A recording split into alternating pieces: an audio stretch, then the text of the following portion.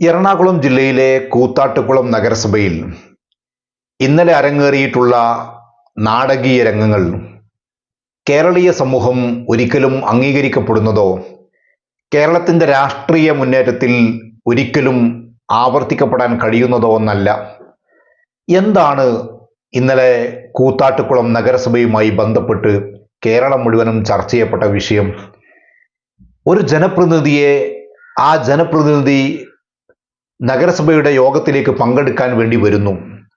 നഗരസഭയുടെ ഓഫീസിന്റെ മുമ്പിൽ വെച്ച് ഒരു കൂട്ടം ആളുകൾ ആ ജനപ്രതിനിധിയെ തട്ടിക്കൊണ്ടുപോകുന്നു.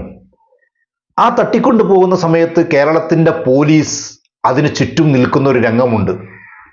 കേരളത്തിലെ പോലീസ് കൂടി ഒത്താശ ചെയ്തുകൊണ്ടാണ് ആ വാഹനത്തിലേക്ക് ആ ജനപ്രതിനിധിയെ വലിച്ചിഴച്ച് തള്ളിക്കൊണ്ടുപോകുന്നത്. എന്താണ് ഇതിൻ്റെ കാരണം? നഗരസഭയിൽ ഇന്നലെ അവിശ്വാസ പ്രമേയം കൊണ്ടുവന്നിട്ടുണ്ട് UDF. ആ അവിശ്വാസ പ്രമേയം കൊണ്ടുവരുമ്പോൾ 25 അംഗ കൗൺസിലർമാരാണ്, 25 അംഗ ഭരണസമിതിയാണ് ഈ കൂത്താട്ടുകുളം നഗരസഭയിലുള്ളത്.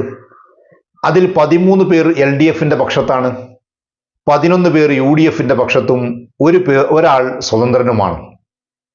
അപ്പൊ ഈ അവിശ്വാസ പ്രമേയം കൊണ്ടുവരുമ്പോൾ LDFന്റെ പക്ഷത്ത് ഉണ്ടായിരുന്ന കലാരാജു എന്ന് പറയുന്ന ഈ കൗൺസിലർ അവിശ്വാസ പ്രമേയത്തിൽ CPMനെതിരായിട്ട് വോട്ട് ചെയ്യുമോ എന്നുള്ള ഭയമാണ് ഇങ്ങനെ ഒരു അവസ്ഥയിലേക്ക് ആ പാർട്ടിയെയും അവിടുത്തെ ജനപ്രതിനിധികളെയും കൊണ്ടെത്തിച്ചിട്ടുള്ളത്.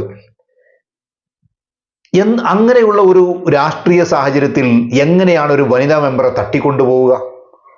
ഒരു ജനപ്രതിനിധിയെ ഇത്രമേൽ ആളുകൾ കൂട്ടം കൂടി നോക്കി നിൽക്കുന്ന സമയത്ത് ഇത്ര ഭയാനകരമായിട്ട് വാഹനത്തിലേക്ക് കയറ്റിക്കൊണ്ടുപോകുന്ന സാഹചര്യം ഉണ്ടാവുക? വാഹനത്തിലേക്ക് എടുത്ത് എറിയൂ എന്നൊക്കെയുള്ള കമന്റുകൾ അവിടുന്ന് കേൾക്കുന്നുണ്ട്. ആ കലാരാജു പറയുന്നൊരു വാക്കുണ്ട്, ഞാൻ വണ്ടിയിലേക്ക് കയറി ഡോർ അടച്ചപ്പോൾ എൻ്റെ കാല് ഡോറിൽ കുടുങ്ങിയിട്ടുണ്ട് എന്ന് പറയുമ്പം ഒരാൾ വിളിച്ചു പറയുന്നുണ്ട്,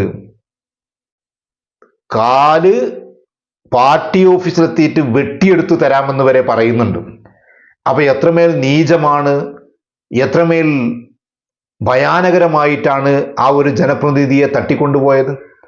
അതിന് പോലീസും കാവൽ നിൽക്കുന്ന ഒരു സാഹചര്യം ഉണ്ടായില്ലേ കേരളത്തിൽ? ഇത് കേരളത്തിന്റെ രാഷ്ട്രീയ ചരിത്രത്തിൽ ആദ്യമായിട്ടാണ് ഒരു ജനപ്രതിനിധിയെ തട്ടിക്കൊണ്ടുപോവുക എന്ന് പറയുന്നത്.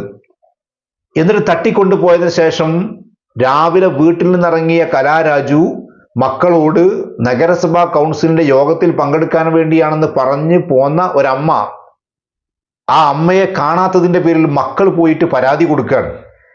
പരാതി കൊടുക്കുന്നത് കേരളത്തിന്റെ മുഖ്യമന്ത്രിക്കടക്കം പരാതി കൊടുക്കുന്നു, ഞങ്ങൾ അമ്മയെ കാണാനില്ല. ആ പെൺകുട്ടികൾ വന്നിട്ട് പരാതി പറയാണ്, അമ്മയെ മിസ്സായിട്ട് മണിക്കൂറുകൾ കഴിഞ്ഞ് എവിടെയാണെന്ന് അറിയില്ല, ഫോൺ സ്വിച്ച് ഓഫ് ആണ്, വിളിക്കാൻ യാതൊരു നിവൃത്തിയുമില്ല. കേരളത്തിന്റെ മുഖ്യമന്ത്രിക്ക് വരെ അവർ പരാതി കൊടുക്കുന്ന സാഹചര്യം ഉണ്ടായി. അവിടുത്തെ SHOക്ക് പരാതി കൊടുക്കുന്ന സാഹചര്യം ഉണ്ടായി. അവർക്കാർക്കും അറിയില്ല ഒരു ജനപ്രതിനിധിയെ മിസ്സായിട്ട് എവിടേക്കാണ് കൊണ്ടുപോയത് എന്ന്. എന്തൊരു അവസ്ഥയിലേക്കാണ് നമ്മുടെ നാട് പോകുന്നത്? ഏത് രീതിയിലേക്കാണ് നമ്മുടെ രാഷ്ട്രീയം പോകുന്നത്? എതിർപ്പുള്ളവരെ മുഴുവനും തട്ടിക്കൊണ്ടുപോവുകയും ഭിന്നഭിപ്രായം പറയുന്നവരെ മുഴുവനും എവിടെയെങ്കിലും കൊണ്ടുപോയി ഒളിത്താവളത്തിൽ പാർപ്പിക്കുകയോ?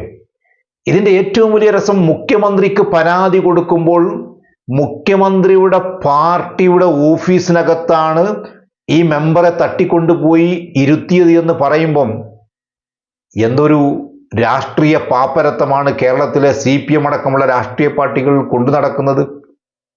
എന്നിട്ട് ആ ഓഫീസിനകത്ത് നിന്ന് ഏതോ പരിചയമുള്ള ഒരു പാർട്ടി പ്രവർത്തകന്റെ ഫോണിൽ നിന്നാണ് ഈ കലാരാജു എന്ന് പറയുന്ന ജനപ്രതിനിധി മകളെ വിളിക്കുന്നത്.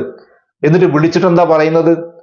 എൻ്റെ ആരോഗ്യസ്ഥിതി മോശമാണ്, എന്നെ ഇവിടുന്ന് ഹോസ്പിറ്റലിലേക്ക് മാറ്റാൻ എന്തെങ്കിലും ഒരു സംവിധാനം ഉണ്ടാക്കണം, അതിനാരെങ്കിലും ഒന്ന് ഇവിടെ വരണം, ഞാൻ ഇവരുടെ പിടിയിൽ അകപ്പെട്ടിട്ടുണ്ട്, ഞാൻ ഇവരുടെ കസ്റ്റഡിയിലാണെന്ന് പറയുന്ന സാഹചര്യം ഒരു ജനപ്രതിനിധിക്കുണ്ടാകുന്നു എങ്കിൽ ഇത് അപകടകരമായിട്ടുള്ള ഒരു രാഷ്ട്രീയമാണ്. ഞങ്ങൾ പറയുന്നതേ കേൾക്കാൻ പാടുള്ളൂ, ഞങ്ങൾക്കെതിരെ പറഞ്ഞാൽ ഇങ്ങനെയൊക്കെ ഉണ്ടാകും, ഞങ്ങൾ പറയുന്ന രാഷ്ട്രീയത്തിന്റെ കൂടെ നിൽക്കണം, ഏതെങ്കിലും ഒരാൾക്ക് ഇനി അഭിപ്രായ വ്യത്യാസം ഉണ്ടെങ്കിൽ അങ്ങനെ അഭിപ്രായ വ്യത്യാസം പറയാൻ ആരും കാത്തു നിൽക്കേണ്ടതില്ല എന്ന് പറയുന്ന ഒരു സന്ദേശം കേരളത്തിന്റെ സമൂഹത്തിന് കൊടുക്കുകയാണ് CPIM ചെയ്യുന്നത്. അപ്പൊ പിന്നെ രാഷ്ട്രീയപരമായിട്ട് എതിരുള്ള ആളുകളോട് പറയേണ്ട ആവശ്യമുണ്ടോ? രാഷ്ട്രീയപരമായിട്ട് എതിർ നിന്ന് വിമർശിക്കുന്നവരോട് എത്രമാത്രം വെറുപ്പും വിദ്വേഷവും ഇവർക്കുണ്ടാകും? സ്വന്തം പടയണിയിൽ നിൽക്കുന്ന ഒരാൾ പാർട്ടിയോട് വിയോജിപ്പ് പ്രകടിപ്പിക്കുമ്പം, എനിക്ക് ഇന്നാലിന്റെ കാര്യത്തിൽ വിയോജിപ്പുണ്ടെന്ന് പറയുമ്പം അവർക്ക് നേരിടേണ്ട അവസ്ഥയും അവർക്ക് നേരിടേണ്ട പീഡനങ്ങളും ഇതാണെങ്കിൽ ബാക്കിയുള്ളവരുടെ കാര്യം എന്താണ് അവസ്ഥ? നമ്മൾ ഈ ധിക്കാരവും അഹങ്കാരവും അധികാരത്തിന്റെ ധാർഷ്ട്യവും എന്നൊക്കെ പറയാറില്ലേ? മറ്റു ഇതര സ്റ്റേറ്റുകളിലൊക്കെ നടക്കുന്നത് കാണുമ്പോൾ നമ്മൾ അത്ഭുതപ്പെട്ട് നോക്കാറില്ലേ? എന്ത് ഫാസിസമാണ് നമ്മുടെ നാട്ടിലും നമ്മുടെ രാജ്യത്തും നടക്കുന്നത് എന്ന് നമ്മൾ പറയാറില്ലേ? അതിനെയൊക്കെ കടത്തിവെട്ടുന്ന രീതിയിലല്ലേ ഏറ്റവും ഉത്കൃഷ്ടമായ രാഷ്ട്രീയമുണ്ടെന്നും രാഷ്ട്രീയ ബോധ്യമുണ്ടെന്നും പറയുന്ന കേരളത്തിലെ, പ്രത്യേകിച്ച് എറണാകുളം ജില്ലയിലെ ഈ പ്രദേശത്തൊക്കെ നടക്കുന്നത്? അപ്പൊ CPIM എന്ന് പറയുന്ന പാർട്ടി ഇതിൽ നിന്നൊക്കെ ഉണ്ടാക്കുന്ന ഒരു പാഠം എന്താണ്? എന്ത് രാഷ്ട്രീയമാണ്? അതിനെ തിരിച്ചറിയാൻ കേരളത്തിന്റെ പൊതുസമൂഹത്തിന് കഴിഞ്ഞിട്ടില്ലെങ്കിൽ വരാൻ പോകുന്ന നാളുകൾ വലിയ അപകടത്തിലേക്ക് ഈ രാഷ്ട്രീയം ഇവർ കൊണ്ടുപോകും. അതിനെതിരെ ശക്തമായി ശബ്ദിക്കുക എന്നുള്ളതാണ് ഇന്നത്തെ കേരളീയ സമൂഹത്തിന്റെ ഏറ്റവും വലിയ ഉത്തരവാദിത്വം. ഞാൻ ചോദിക്കട്ടെ, വനിതകൾക്ക് വേണ്ടി സംസാരിക്കുന്ന ഒരുപാട് ആളുകളുണ്ടല്ലോ. എന്തെങ്കിലും ഒരു ചെറിയ പ്രശ്നം വരുമ്പോഴത്തേന് നിരന്തരമായി ചാനലിൽ വരുന്ന ആളുകളുണ്ടല്ലോ, പത്രസമ്മേളനം നടത്തുന്ന ആളുകളുണ്ടല്ലോ. വനിതാ കമ്മീഷൻ എന്തുകൊണ്ടാണ് ഇതിലൊരു സ്വയം കേസെടുക്കാൻ മടിക്കുന്നത്? ഒരു വനിതാ ജനപ്രതിനിധിയെ നടുറോട്ടിൽ വെച്ച് വലിച്ചിയച്ച് ജീപ്പിൽ കയറ്റി കൊണ്ടുപോകുന്നത് കണ്ടിട്ടും എന്താണ് ഇവരൊക്കെ മടിച്ചു നിൽക്കുന്നത്?